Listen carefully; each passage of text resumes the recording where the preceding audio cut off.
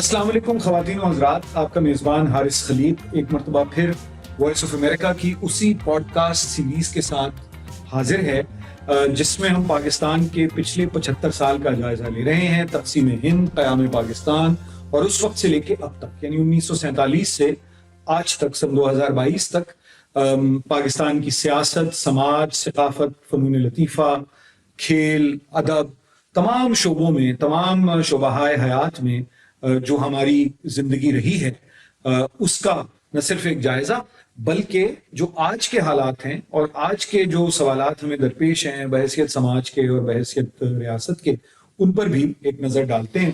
اور آج کا جو اس پوڈ کاسٹ کی اس کڑی میں جو آپ کی خدمت میں پیش ہے، دو نہایت ہی ممتاز پاکستان کے دانشور، سماجی علوم کے ماہرین میرے ساتھ موجود ہیں، اور جو موضوع زیر بحث ہے وہ پاکستان میں تاریخ کی تعلیم اور تاریخ نویسی سے متعلق ہے۔ یعنی پاکستان میں پچھلے 75 برس میں تاریخ کو بحیثیت، یعنی ہسٹری کو بحیثیت مضمون کے کیسے دیکھا گیا، ہماری تاریخ، ہماری انڈیجنس تاریخ جو ہماری قوموں کی تاریخ ہے یہاں کی، اور جو پاکستان کی ریاست کی تاریخ ہے یا پاکستان کے خیال کے یعنی نظریے کی تاریخ ہے، اس سب کو کیسے پڑھایا گیا، کیسے اسے برتا گیا، کیسے اسے استعمال کیا گیا، اور اب کیا صورتحال ہے۔ تو اس پر گفتگو کرنے کے لیے موجود ہیں ممتاز سماجی علوم کے ماہر، اور اس وقت موجودہ جو وقت ہے اس میں وہ institute of historical and social research کے منتظم اعلیٰ ہیں۔ اس سے پہلے وہ کراچی یونیورسٹی سے وابستہ رہے ہیں، ان کی تعلیم پاکستان میں بھی رہی ہے، باہر بھی رہی ہے۔ ڈاکٹر سید جعفر احمد ڈاکٹر صاحب کئی کتابوں کے مصنف ہیں، کئی کتابوں کے مؤلف اور مدیر ہیں، تاریخ نام کا ایک رسالہ بھی ایڈٹ کرتے رہے ہیں، رسالہ نہیں ہے بلکہ ایک جرنل ہے جو یہ ایڈٹ کرتے رہے ہیں۔ اور ڈاکٹر صاحب کے سلسلے میں ایک نہایت اہم بات یہ ہے کہ ڈاکٹر صاحب انگریزی میں تعلیم یافتہ ہونے کے باوجود اور کیمبرج سے پڑھنے کے باوجود ڈاکٹر صاحب کا کام کا بڑا حصہ اردو میں ہے تاکہ وہ عام لوگوں تک پہنچے۔ ڈاکٹر صاحب میں آپ کا نہایت ممنون ہوں کہ آپ نے انگریزی کے ساتھ ساتھ ہماری اپنی زبانوں کو بھی ان میں بھی علم منتقل کیا، اور آپ تشریف لائے آج۔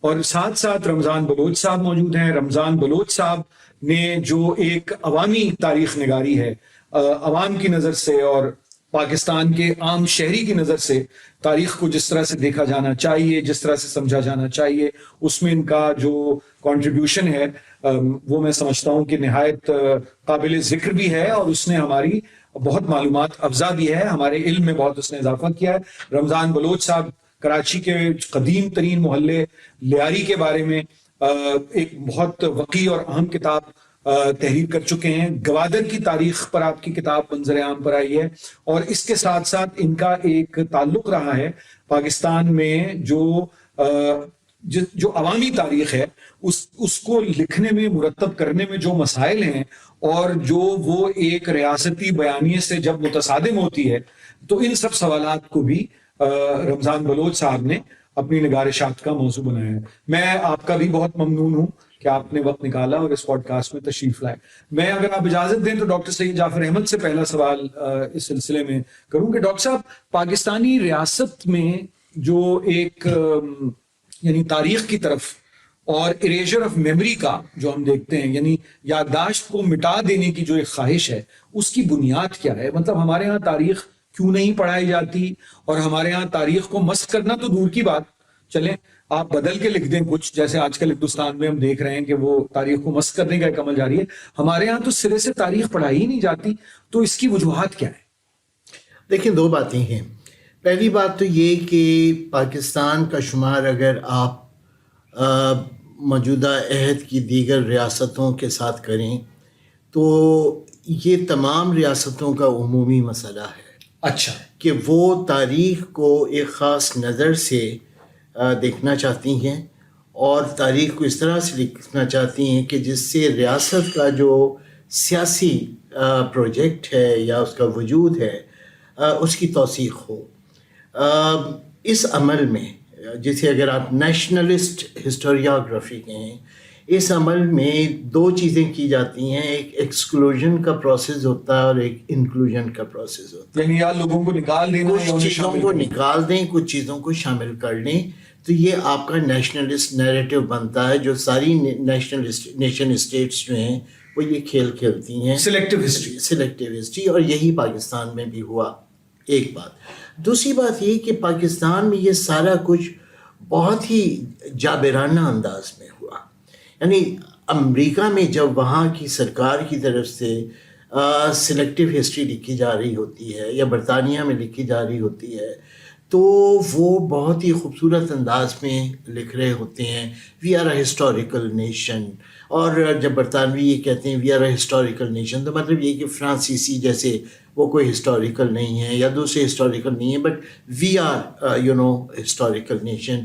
اور ایک ہسٹری کا ایسا کانسیپٹ کہ جیسے ہماری قوم تو تھی ہی شروع ہی سے، تو یہ لیکن ہمارے ہاں یہ سارا کچھ زیادہ سختی کے ساتھ محسوس طریقے سے کیا جاتا ہے، جو کہ سب کو نظر بھی آتا ہے اور سب کو محسوس بھی ہوتا ہے.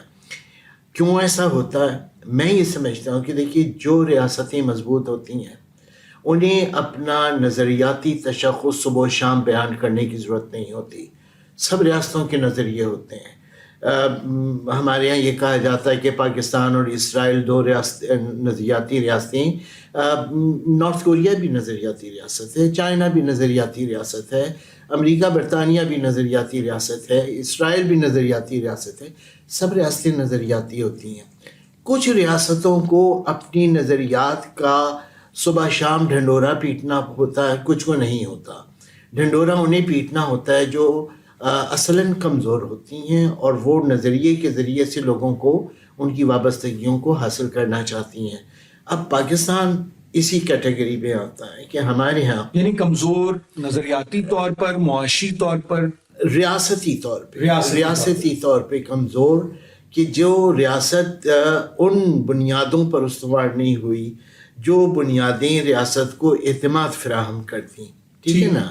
تو چنانچہ ایک مذہبی نظریہ لے کر اور اس کے ذریعے سے لوگوں کو بھی کنٹرول کرنے کی کوشش کی جاتی ہے، اسی کے ذریعے سے قومی بیانیہ ترتیب دیا جاتا ہے، وہی میڈیا کے ذریعے فروغ دیا جاتا ہے، وہ نظام تعلیم کے ذریعے فروغ دیا جاتا ہے، اور اسی نظر سے تاریخ لکھی اور لکھوائی اور پڑھائی جا رہی ہوتی ہے. ڈاکٹر صاحب اول دن سے یہی ہے پاکستان؟ بالکل جی، اول دن سے ایسا ہی ہے.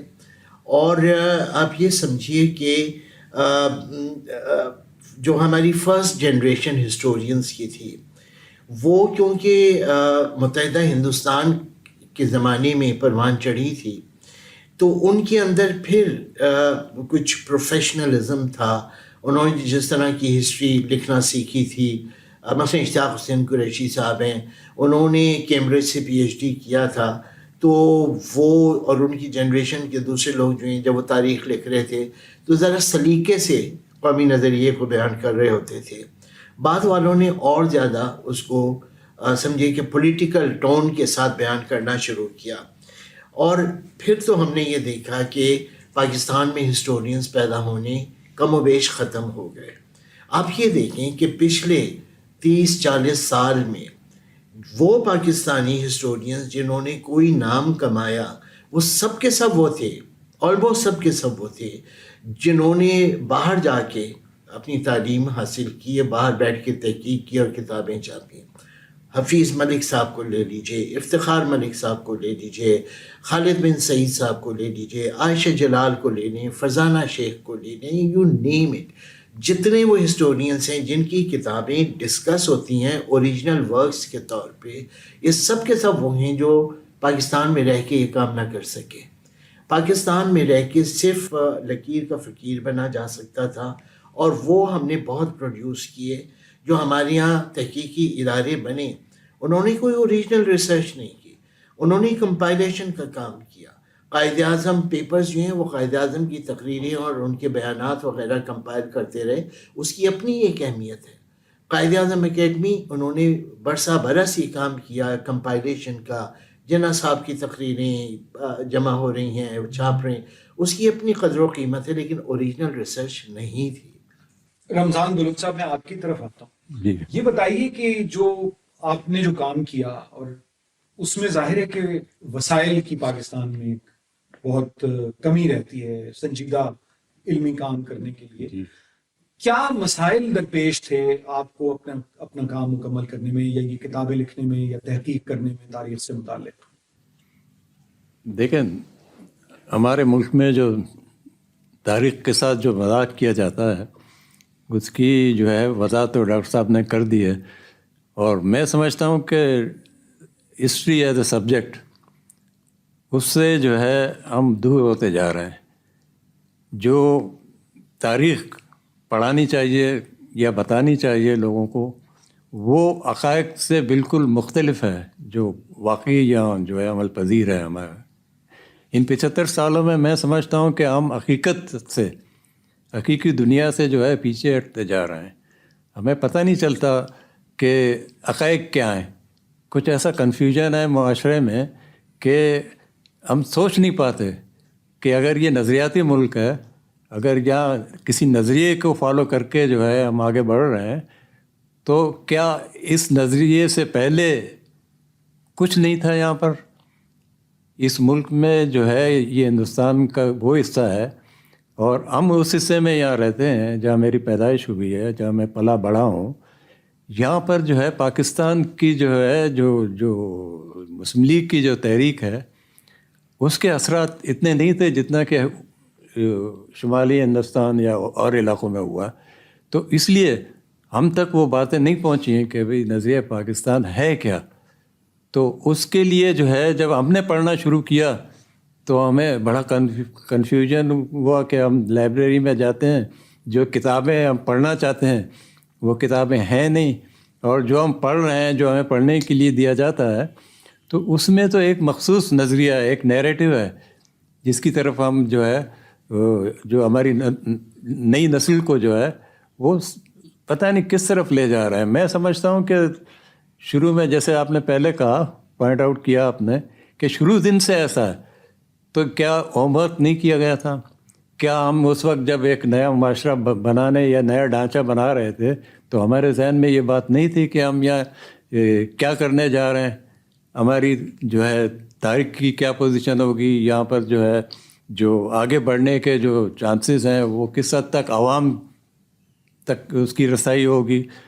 تو یہ کچھ باتیں ہیں، کچھ بنیادی باتیں ہیں جو میرا خیال ہے کہ شروع میں ہم نہیں کر سکے، اور آج ہم 75 سال کے بعد ہم بھگت رہے ہیں. میری اپنی عمر 75 سال سے کچھ زیادہ ہی ہے، لیکن میں سمجھتا ہوں کہ ان 75 سالوں میں ہم نے جو ہے ترقی کی طرف یا روشن خیالی کی طرف یا حقیقی دنیا کی طرف ہم نے بہت کم قدم اٹھائے ہیں، اور ہم جذبات میں اور اب پتہ نہیں ایک نیریٹو بن گیا ہے، یہ ریاستی نیریٹو ہے، یا اس میں اور لوگ بھی تو شامل ہو گئے نا، جو ہمارے ایجوکیٹڈ طبقہ ہے اس میں تعلیم پاکستان کی اشرافیہ ہیں، مفاد میں ہے، اور پھر میڈیا کا بہت بڑا کردار ہے. تو یہ جو ہے لائبریری میں اب بھی آپ جائیں تو آپ کو وہ کتابیں نہیں ملیں گی جن کی آپ کو خواہش ہے. نسیم حجازی کی کتاب دیکھیں، ہم نسیم حجازی کے دور سے نکل گئے ہیں، لیکن اب بھی جو ہے پریکٹیکلی ہم یہ سمجھ رہے ہیں کہ نسیم حجازی کا دور واپس آ گیا. اب کرش چندر اور منشی پریم چند اور یہ راجندر سنگھ بیتی یا منٹو، یہ اب پرانے لوگ ہو گئے. ہماری نوجوان نسل ان سے واقف نہیں ہے.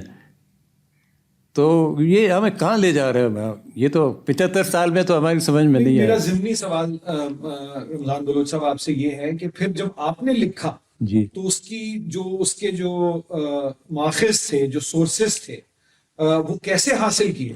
دیکھیں، اگر وہ اویلیبل دستیاب بھی اگر نہیں تھے جی تو آپ کو پھر کہیں زیادہ توغہ محنت کرنی پڑی؟ یہ دیکھیں ایک فرق ہے. میرا کام ریسرچ ورک نہیں ہے.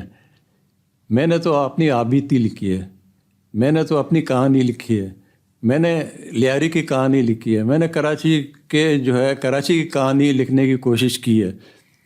میں نے کیا دیکھا وہ میں نے لکھا ہے. میرے ارد گرد کیا ہو رہا تھا سماجی طور پر، ثقافتی طور پر، معاشرتی طور پر، میں نے کیا دیکھا، کیا محسوس کیا، وہ میرے محسوسات ہیں. تو چونکہ کوئی ریسرچ ورک انوالو نہیں تھا اس لیے مجھے تو اتنی دشواری نہیں ہوئی کیونکہ میری کتاب جو ہے یادداشت پر مبنی ہے. میں نے کوشش گوادر کی جو آپ کی کتاب ہے، ہاں گوادر کے بارے میں دیکھیں ریسرچ میرا خیال ہے بہت کم ہوا. اس کے لیے ہم نے جو ہے جب یہاں پر جو ہے سید جو اپنے ظہور ہاشمی لائبریری ہے وہاں سے جو ہے میں نے جو ہے مجھے کچھ کتابیں ملی، کچھ برٹش گزٹس ملے، لیکن یہاں پر جب میں گیا اپنے یہاں لوکل جیسے یہاں کراچی کی اور بھی لائبریریز ہیں تو وہاں ایسی کتابیں نہیں ملی جو اس طرف جو ہے ہسٹری پر ہمیں گوادر کی ہسٹری بتایا، گوادر میں کیا ہو رہا تھا، ماضی کیا ہے. تو اس میں زیادہ برٹش جو ہے رائٹرز کے جو ہے ورکس ہیں ان کے سورسز ہم نے استعمال کیے. یہ بلوچ صاحب نے جو بات کی ڈاکٹر جعفر احمد صاحب، یہ مجھے کچھ سبالٹن ہسٹری کا خیال آیا جس کا ایک پورا سلسلہ ہے اور اورل ہسٹری کا پورا ایک تصور ہے. یہ آپ ان کا کام میں تو سمجھتا ہوں کہ بہت اہم ہے. انہوں نے اس کو بہت ہی انکسار سے کہا کہ میں نے تو اپنی یادداشتیں تحریر کر دیں، لیکن جن لوگوں کی نظر سے وہ کتابیں گزری ہیں ان کو اندازہ ہے کہ وہ ایک اورل ہسٹری ہے جس کو ریکارڈ ہونے کا کام ہو رہا ہے اور ایک سبالٹن ہے، مطلب ایک پورا ایک سلسلہ ہے. اس سے لیکن مجھے ایک اور خیال یہ آیا کہ ہمارے ہاں ابھی اس وقت جو صورتحال ہے، جو ایک اگر اسٹیٹ کا ایک نیریٹو جسے ہم کہتے ہیں، اور اس میں اسٹیٹ نہیں ہے، یہ بھی کریکشن بلوچ صاحب نے بڑے طریقے سے کر دیا کہ اصل میں پوری کلاس ہے، کچھ ایسے مفاد پرست طبقات ہیں. محض ریاست کہہ کے ایک ایبسٹریکٹ بات ہو جاتی ہے نا، کیونکہ ریاست جہاں ایک سالڈ چیز ہے وہیں ایک ایبسٹریکٹ چیز بھی ہے. تو یہ پورا طبقہ ہے جس کے مفاد میں ہے کہ یہ تاریخ نہ لکھی جائے. تو اس کو کاؤنٹر کرنے کے لیے پاکستان میں اورل ہسٹری کا یا جو ہماری اپنی انڈیجنس مقامی جو تاریخ ہے اس کی کیا روایت رہی ہے؟ دیکھیے پہلے تو میں یہ اس بات کی میں بھی تائید کروں گا جیسے آپ نے کہا کہ رمضان صاحب نے جو کہا کہ جو کچھ انہوں نے لکھا وہ ان کے مشاہدات اور تاثرات ہیں. یہ مشاہدات اور تاثرات ہی اورل ہسٹری کا مواد بنتے ہیں. اور میں نے 3 کتابیں اس طرح کی مرتب کی ہیں. جی. حسن عابدی صاحب جو بڑے سینئر ہمارے جرنلسٹ تھے، ان سے ہم نے کہا کہ آپ ہمیں اپنی کہانی اس طرح سنائیں کہ اس میں پاکستان کی صحافت کے 50 سال ریفلیکٹ ہوں. تو انہوں نے وہ پھر 14-15 نشستوں میں ریکارڈنگ کروائی اور وہ پھر ہم نے اسے ٹرانسکرائب کر کے انہی سے ایڈٹ کروایا اور وہ جنوں میں جتنی بھی گزری کے نام سے کتاب شائع ہوئی. دوسری چیز ہم نے کرامت علی صاحب سے کہا کہ آپ لیبر موومنٹس میں رہے ہیں تو آپ ہمیں بتائیں کہ پچھلے 50 سال میں پاکستان کی لیبر موومنٹ کے کیا اتار چڑھاؤ آئے. وہ ہم نے 2 نشستوں میں پہلی قسط جو ہے وہ 13-14 دن کی ریکارڈنگ تھی، پھر 3-4 مہینے بعد پھر 12-13 دن کی ریکارڈنگ وہ کیا ہم نے، اور وہ کتاب شائع ہوئی راہ گزر تو دیکھو کے نام سے.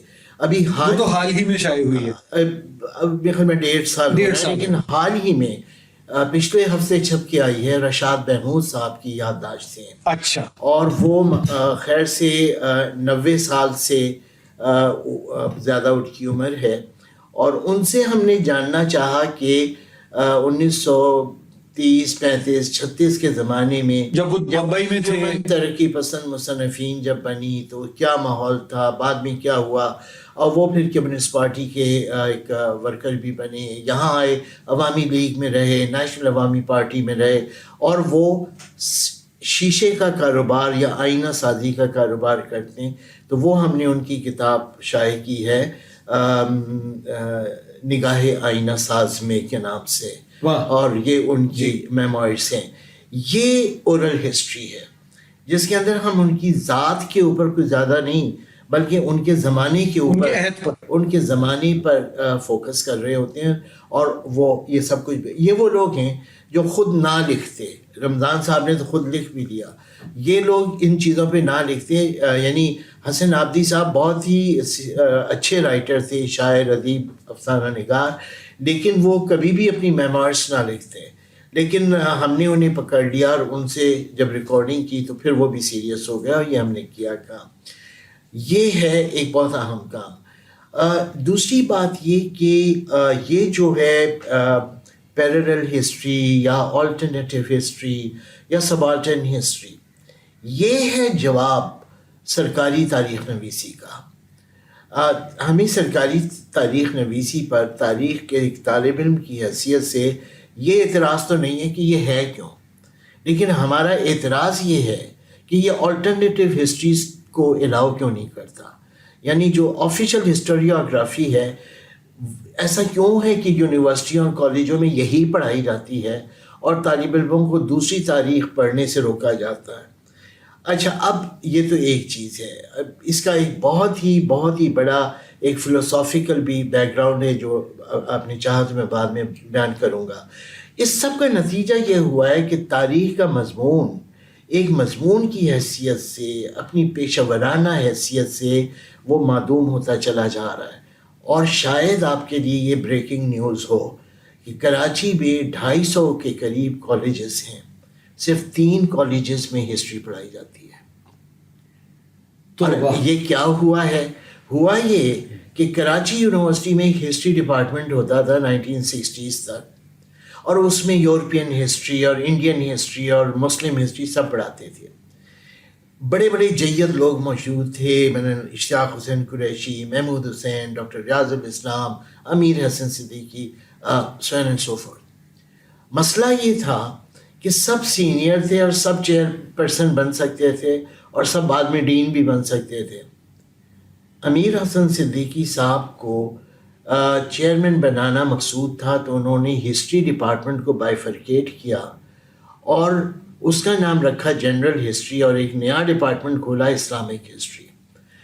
اسلامک ہسٹری ڈپارٹمنٹ بنا اور صدیقی صاحب اس کے چیئرمین بن گئے. اور اس کے بعد سب یونیورسٹیوں کو یہ اچھا راستہ ملا کہ سب نے اسلامک ہسٹری کھولنے شروع کیے.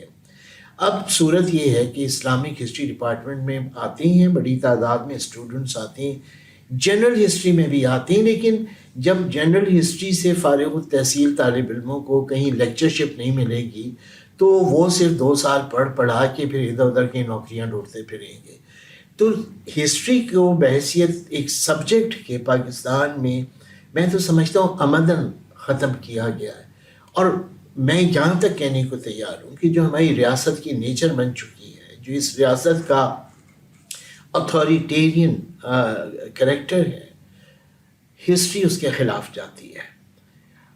ہسٹری ان معاشروں میں پنپتی ہے جن معاشروں کے اندر جمہوری قدریں ہوتی ہیں، جہاں پہ کریٹیکل انکوائری کی گنجائش ہوتی ہے، جن معاشروں کے اندر ڈفرینٹ جو نیریٹیوز ہیں ان کی گنجائش موجود ہوتی ہے. لیکن جہاں پہ گنجائش ہی موجود نہ ہو، ایک ہی نیریٹیو ہو اور وہی انفورس کرنا مقصود ہو، تو پھر وہاں پہ تاریخ ایک سبجیکٹ کے طور پہ نہیں پنپتی. اور یہی وجہ ہے کہ یا تو ہمارے ہسٹورینز نے باہر جا کے اپنا ہنر دکھایا صحیح معنوں میں، یا پھر وہ ہیں کہ جنہوں نے بہت باغیانہ راستہ اختیار کیا، وہ یونیورسٹیوں سے نکالے گئے، یا یہ کہ یونیورسٹیوں میں ان کی کھپت نہیں ہے، اور پھر انہوں نے اپنے گھروں میں بیٹھ کے تاریخ. ڈاکٹر مبارک علی ہمارے ملک کے بہت ہی میں سمجھتا ہوں کہ محترم تاریخ نویس ہیں، جنہوں نے 2 بہت بڑے کام کیے. ایک تو یہ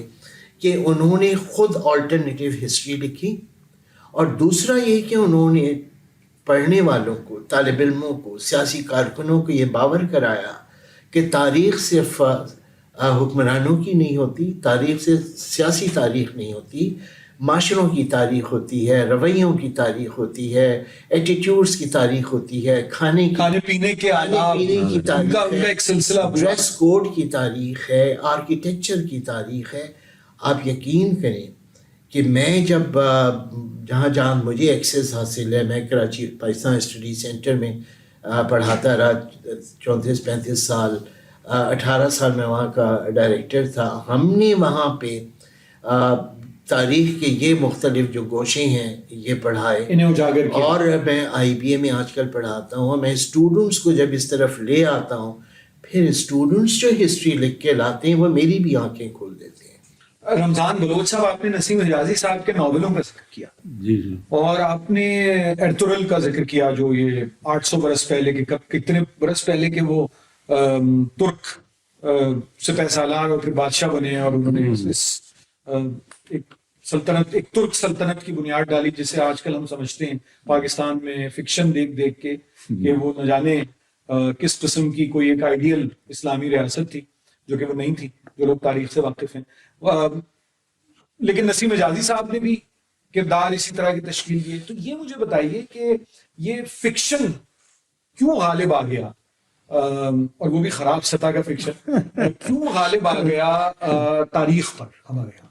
دیکھیں فکشن تو اتنی بری چیز تو ہے نہیں، نہیں فکشن لیکن یعنی ایک فیکٹ اور فکشن میں تو تفریق، لیکن میں سمجھتا ہوں کہ وہ جو ایک نظریے کے ساتھ اس نئی سرزمین میں آئے تھے، وہ مغل بادشاہوں کے اپنے ساتھ لائے. تو مغل بادشاہوں کے ساتھ ساتھ بدقسمتی سے یا بہرحال میں نہیں جانتا اس کے وجوہات کیا ہے، وہ جو مورخ تھے، وہ جو قصیدہ گو تھے، بادشاہوں کے جو قصیدہ گو اور مورخ تھے، وہ بھی ان کے ساتھ لے کے وہ ذہنیت ساتھ آ، وہ یہاں آ گئی.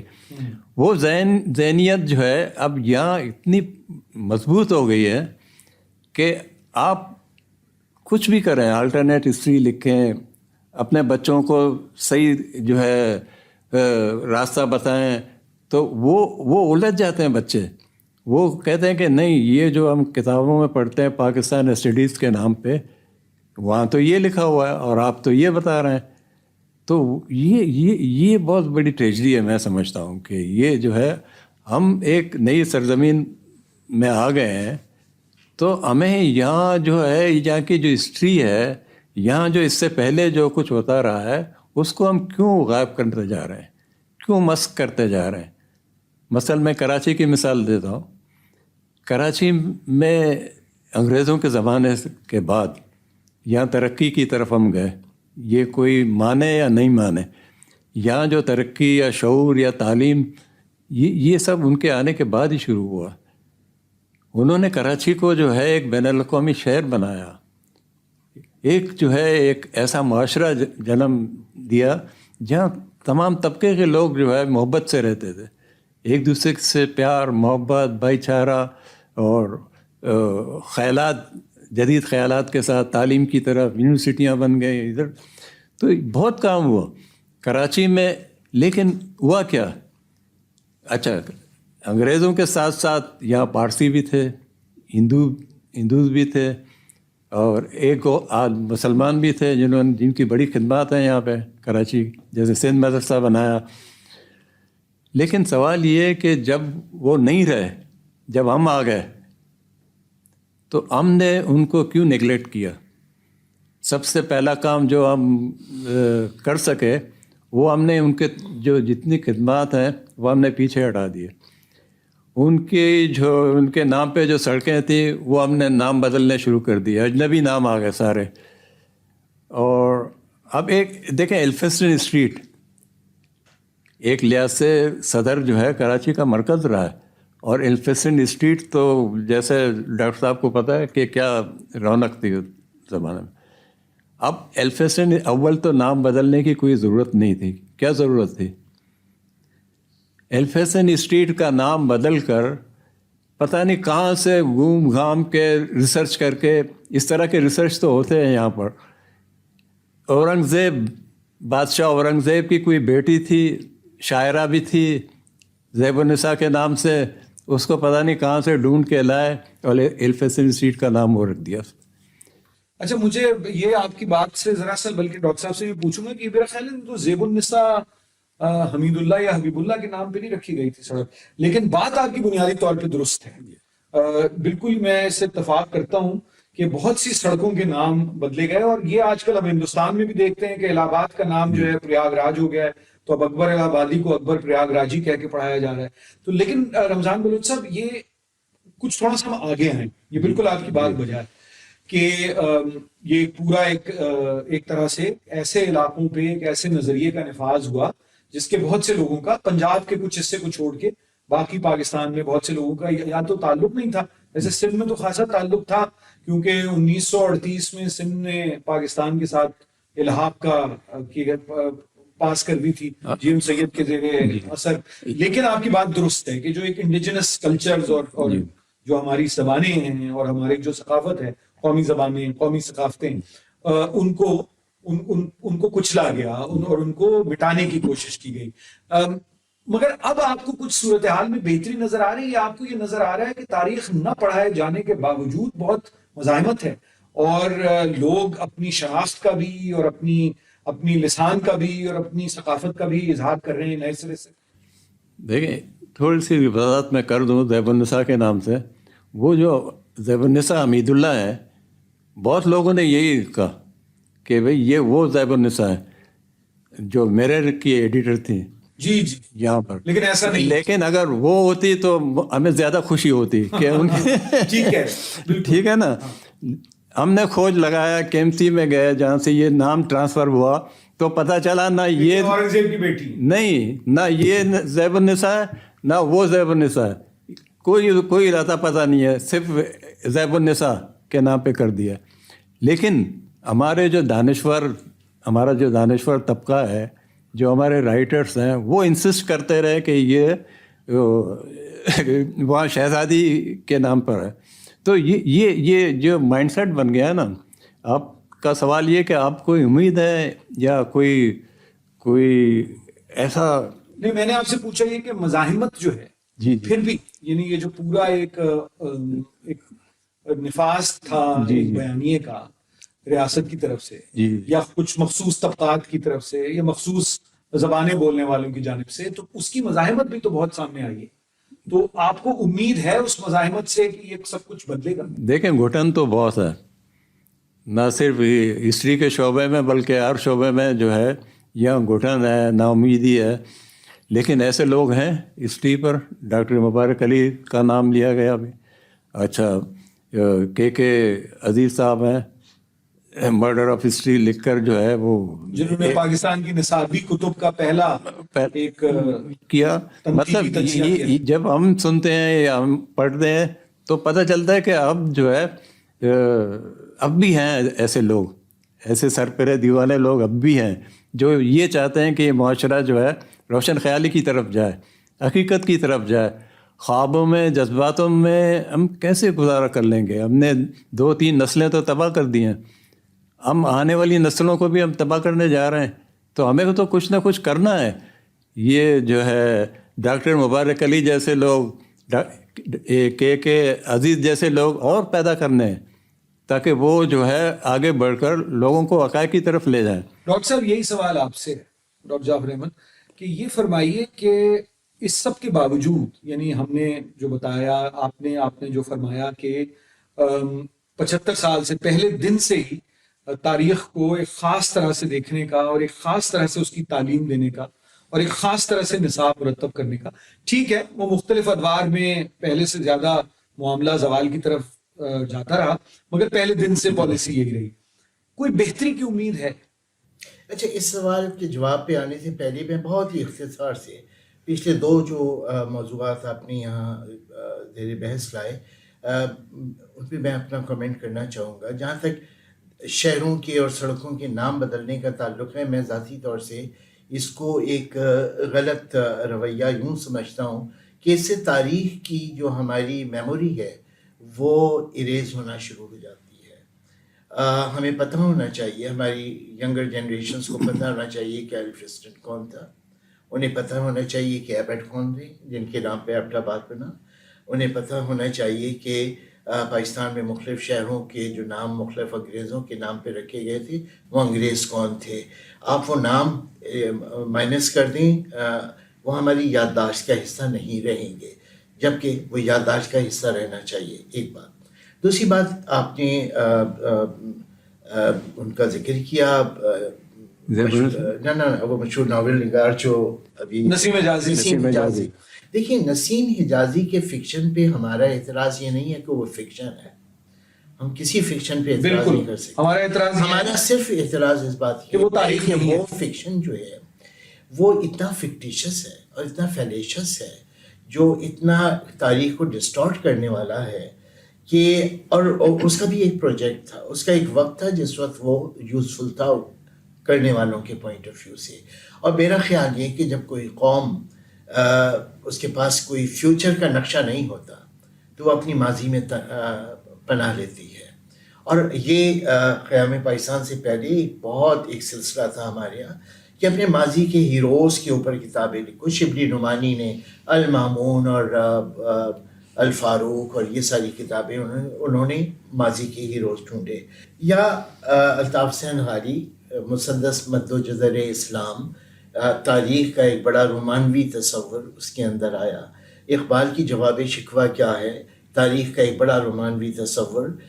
وہ اس وقت یہ محسوس کیا گیا کہ مسلمانوں کو اٹھانے اور جگانے کے لیے یہ ضروری ہوگا, لیکن اس کے ساتھ یہ بھی ہے کہ مسلمانوں کے پاس کوئی واضح لائے عمل نہیں تھا انہیں کیا کرنا کیا نہیں کرنا.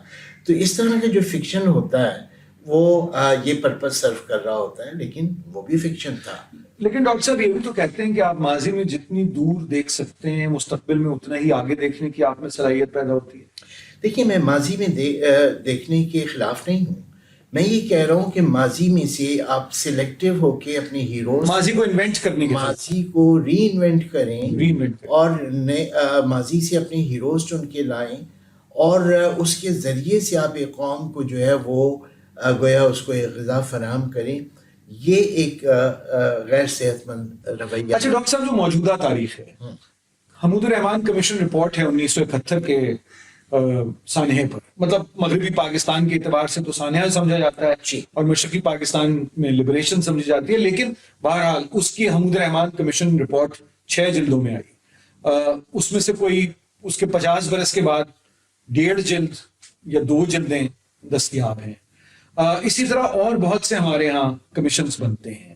ایبٹ آباد کمیشن بنا, اس کی رپورٹ کا بھی بیشتر لوگوں کو کوئی خبر نہیں ہے اسامہ بن لادن کے بعد. اسی طرح اور بہت سی دستاویزات ہیں تاریخ میں. تو ایک تو یہ بھی تھوڑا سا سامعین کو سمجھائیے کہ یہ کلاسیفائی کیوں کی جاتی ہیں چیزیں, اور پھر جب ڈی کلاسیفائی کیا جاتا ہے تو باقی دنیا کے ملکوں میں تو ہم نے دیکھا ہے کہ کچھ خاص مخصوص مدت کے بعد, چاہے وہ 25 برس ہوں, 50 برس ہوں, 80 برس ہوں, انہیں پوری طرح کھول دیا جاتا ہے, ڈی کلاسیفائی کر دیا جاتا ہے. ہمارے ہاں ایسا کیوں نہیں ہے؟ تو ایک چھوٹا سا تکنیکی بات کا جواب کہ ڈی کلاسیفیکیشن اور ڈی کلاسیفیکیشن کیا ہوتی ہے اور ہمارے ہاں کیوں نہیں ڈی کلاسیفائی کیا جاتا. دیکھیں, جو بھی اسٹیٹ سے ریلیٹڈ ڈیٹیلز ہوتی ہیں ان میں بہت ساری باتیں سیکرٹ ہوتی ہیں.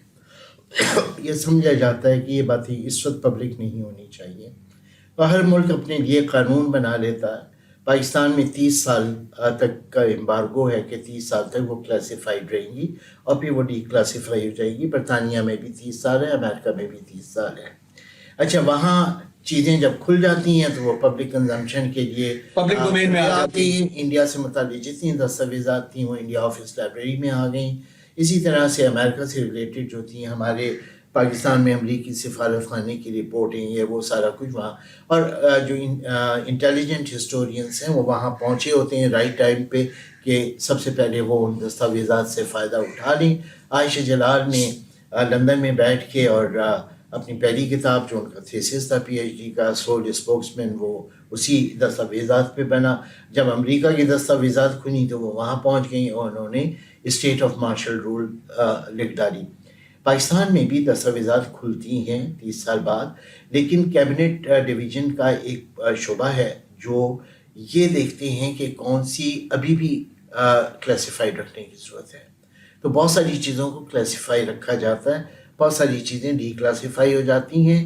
اب ان تک پہنچنا جو ہے وہ لاجسٹک کا ایشو ہے کہ بھائی آپ کو جاتے ہی وہ دے دیں گے یا نہیں دیں گے, یا تعلقات استعمال کرنے ہوں گے.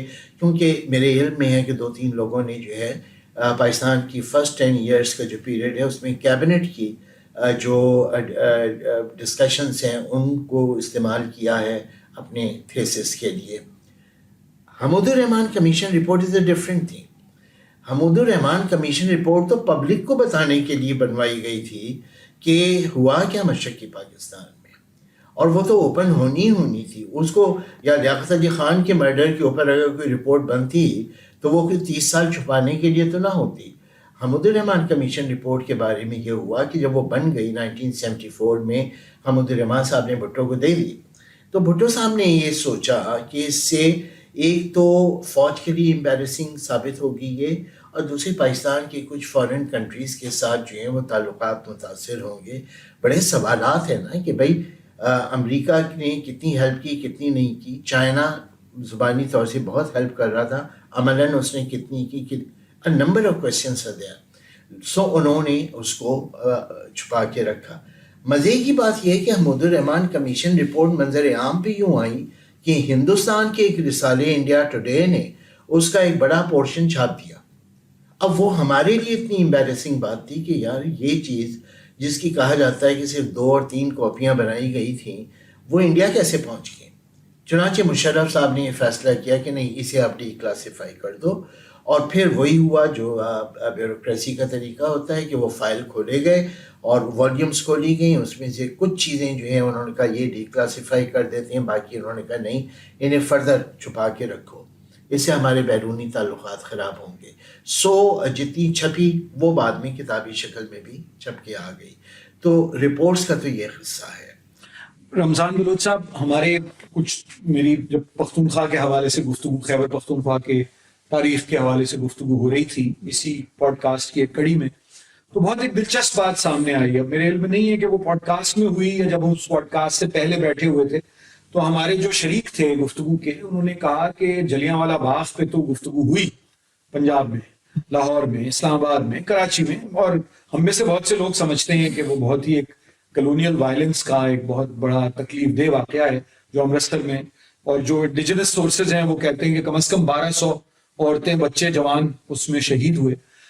لیکن بھابڑا کا جو میسیکر ہے جو 1948 میں ہوتا ہے، جب اور اس وقت ظاہر ہے کہ پاکستان کے قیام کے بعد اس کی پاکستان کی تاریخ میں کوئی گنجائش نہیں۔ ویسے تو جلیانوالہ باغ کی بھی کم ہے، مگر ادب کے ذریعے سے یا دیگر حوالوں سے ہم تک جلیانوالہ باغ کی تاریخ پہنچ جاتی ہے، مگر بھابڑا اس طرح کی جو واقعات ہیں جو سندھ میں بھی ہوئے بڑے پیمانے پر، بلوچستان میں بھی ہوئے 48 کے بعد، 47 کے بعد بھی اور 47 سے پہلے بھی، جیسے 1 یونٹ کی پوری ایک تاریخ ہے، تو اس سلسلے میں کوئی کام ہو رہا ہے اس وقت تاکہ چاہے وہ اورل ہسٹریز پر مبنی ہو یا وہ اس دور کی تاریخ کو سائنسی اعتبار سے لکھنے کا کام ہو؟ آپ کی نظر میں ہے کوئی ایسا کام جو ہمارے ہاں مقامی طور پہ ہو رہا ہو؟ میرا خیال ہے سندھی زبان میں یہ کام ہو رہا ہے۔ یہ جو آری تحریک ہے، یہاں بھی تو تحریکیں چلی ہیں نا، پاکستان بننے کے بعد بھی تحریکیں چلی ہیں، اس سے پہلے بھی چلی ہیں۔ تو آری تحریک بھی ایک بہت، آپ دیکھیں آری تحریک جو سندھی کسانوں کی تحریک ہے، جی، جتوئی صاحب کے، حیدر بخش جتوئی صاحب کے، تو ایسی بہت ساری تحریکیں چلتی رہی ہیں یہاں پر۔ اچھا، بلوچستان میں جو ہے سرداروں کے خلاف بھی جو ہے تحریکیں چلتی رہی ہیں، لیکن کم، وہ انٹینسٹی کم ہوئی تھی، کیونکہ سپورٹ وہاں ایک تو آبادی کم ہے بلوچستان کی، اور پھر جو ہے قبائلی جو ہے وہاں مائنڈ سیٹ ہے۔ اس کے باوجود وہاں پہ ریزسٹنس تو ہوا ہے، لیکن وہ کھوج کون لگا ہے؟ اب کھوج لگانے کے لیے جو ہے اب نئی نسل کے کچھ جو لوگ ہیں، رائٹرس ہیں، وہ بالکل نظر آ رہے ہیں، وہ ریسرچ کر رہے ہیں۔ یہ اور بات ہے کہ ریسرچ کے لیے مواد کم ہے، لیکن امید ہے کہ وہ کہیں نہ کہیں جا کر پہنچ جائیں گے۔ بہت بہت شکریہ رمضان بلوچ صاحب۔ آخری سوال ڈاکٹر صاحب آپ سے یہ ہے کہ کچھ آپ کو جو نئے ہمارے لکھنے والے ہیں، جیسے اپنے علی رضا کی کتاب آئی ہے ریولوشنری پاسٹ، اسی طرح اور بھی ہمارے دوست ہیں جو اس طرح کا کام کر رہے ہیں، تو آپ کو کچھ امید نظر آ رہی ہے کہ نوجوانوں میں؟ ڈاکٹر طارق رحمان کی بائی دا وے ایک تازہ کتاب پاکستان کی 4 جنگوں سے متعلق آئی ہے، اور وار ہسٹری انہوں نے ایک طرح سے لکھی ہے، حالانکہ ان کا شعبہ مختلف رہا ہے، لیکن وہ بھی اس پہ مائل ہوئے کہ یہ لکھا جائے۔ تو آگے کی امید کیا ہے؟ دیکھیے، مجھے ایسا لگتا ہے کہ جو سرکاری ادارے ہیں، یونیورسٹیاں، کالجز وغیرہ، وہاں تو زیادہ ہمیں امید نظر نہیں آتی۔ انڈیویجولس آپ کو مل جائیں گے، Multan university, Peshawar university, Quaid Azam university, ان یونیورسٹیوں میں انڈیویجولس ہیں جو اچھی انہوں نے تاریخیں لکھی ہیں، آبجیکٹیو لکھی ہیں، لیکن 2 لیول پہ اور بھی کام ہیں. ایک تو یہ کہ کچھ ایریاز آئیڈینٹیفائی ہو رہے ہیں، جیسے سندھیانی تحریک پہ ہم نے کچھ ابھی کروانا شروع کیا ہے، سندھاری تحریک کے اوپر چیزیں ہوئی ہیں. ہم نے حیدر بخش جتوئی صاحب کی ساری رائٹنگس اکٹھا کروائی ہیں اور وہ کچھ 550-600 صفحے کی بڑی کتاب بن گئی ہے. اسی طرح سے پٹ فیڈر کسان تحریک کے اوپر کچھ کام کروانے کی شروعات ہوئی ہیں. پٹ فیڈر جو بلوچستان جی بالکل ضیاء الحق کے زمانے میں. پھر حشر نگر کی خیبر پختونخوا میں حشر نگر کی کسان ان تحریکوں کے اوپر کام کچھ ہو رہے ہیں، وہ امید افزا ہیں. پھر یہ کہ ہمارے دوست ہیں شامد مری صاحب، انہوں نے پیپلز ہسٹری آف بلوچستان لکھنی شروع کیا اور 5 والیومز اس کی آ چکی ہیں، 5 چلتے ہیں. اور اس میں انہوں نے جو فرسٹ والیوم ہے وہ انڈس ویلی سے بھی پہلے کا جو زمانہ ہے بلوچستان کا، مہر گڑھ کا، وہاں سے فوکس کرنا شروع کیا ہے. تو میرا خیال ہے کہ ایک تو یہ انڈیجنس ہسٹری کی طرف ہمارے لوگ مائل ہو رہے ہیں. دوسرا یہ کہ آپ نے علی رضا کا ذکر کیا، یا مثلا ان کی جنریشن کے اور لوگ ہیں، کامران اصغر ہیں، یہ لوگ ہیں. ان لوگوں کو ایک اضافی الہان نیاز، میں جب قائد اعظم یونیورسٹی کا ذکر کر رہا تھا تو انہی کی طرف میرا دماغ گیا تھا. تو یہ وہ لوگ ہیں علی رضا وغیرہ، جنہیں باہر جا کے جو ماڈرن ٹولز آف ریسرچ ہیں ان سے استفادے کا موقع ملا. تو یہ ایک ایڈیشنل فائدہ ہوا اور یہ اب آلٹرنیٹیو ہسٹری بننا شروع ہوئی ہے. یہ ہے پازیٹیو تھنگ.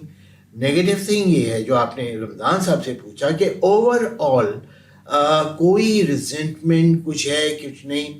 دیکھیے پچھلے 25-30 سال سے پاکستان میں جو رائٹ ونگ پاپولزم کا ابھار ہوا ہے اور اس میں آپ کی مڈل کلاس انوالو ہوئی ہے، جس کے مناظر ہم صبح شام ٹی وی پہ آج کل دیکھ بھی رہے ہیں. سوال یہ پیدا ہوتا ہے کہ یہ کتنے آلٹرنیٹیو ہیں. یہ وہی ٹریڈیشنل مائنڈ سیٹ ہے جو روایتی پاکستان اسٹڈیز نے دماغ بنائے تھے، ان دماغوں کی عکاسی ہے جو آپ اپنی سڑکوں پہ اور اپنی شاہراہوں پہ دیکھ رہے ہیں. بہت بہت شکریہ ڈاکٹر جعفر احمد. رمضان بلوچ صاحب، میں آپ کا بہت ممنون ہوں. ڈاکٹر صاحب آپ کا بھی بہت ممنون ہوں کہ آپ دونوں نے وقت نکالا. اور سامعین، یقیناً یہ بھی ایک ایسا ہی پہلو ہے، اس ہر پوڈ کاسٹ میں تشنیگی رہ جاتی ہے، ہر پوڈ کاسٹ کی ہر کڑی میں، لیکن کچھ بنیادی سوالات ہم نے اٹھانے کی کوشش کی پاکستان میں تاریخ کی تعلیم اور تاریخ نویسی کے سلسلے میں. اور مجھے یقین ہے کہ آپ کے لیے یہ گفتگو معلومات افزا رہی ہوگی، اور جو سوالات ہمارے ماہرین نے آج اٹھائے ہیں ان کے جواب تلاش کرنے کی، جواب کھوجنے کی آپ ضرور کوشش کریں گے. بہت بہت شکریہ. آپ کا بھی شکریہ. اس پوڈ کاسٹ میں پیش کی جانے والی گفتگو شرکاء کی ذاتی رائے پر مبنی ہے. وائس آف امریکہ کا اس سے متفق ہونا ضروری نہیں. پاکستان کی آزادی کے 75 سال، اس موقع پر VOA اردو آپ کے لیے ایسی کہانیاں اور گفتگو لا رہا ہے جن میں بات ہوگی پاکستان کے سیاسی، ثقافتی اور معاشرتی تنوع کے ہر پہلو پر. ہم پیش کریں گے مختلف نقطۂ نظر اور فکر انگیز خیالات. اس تاریخی موقع پر VOA اردو کی نشریات سنتے رہیے.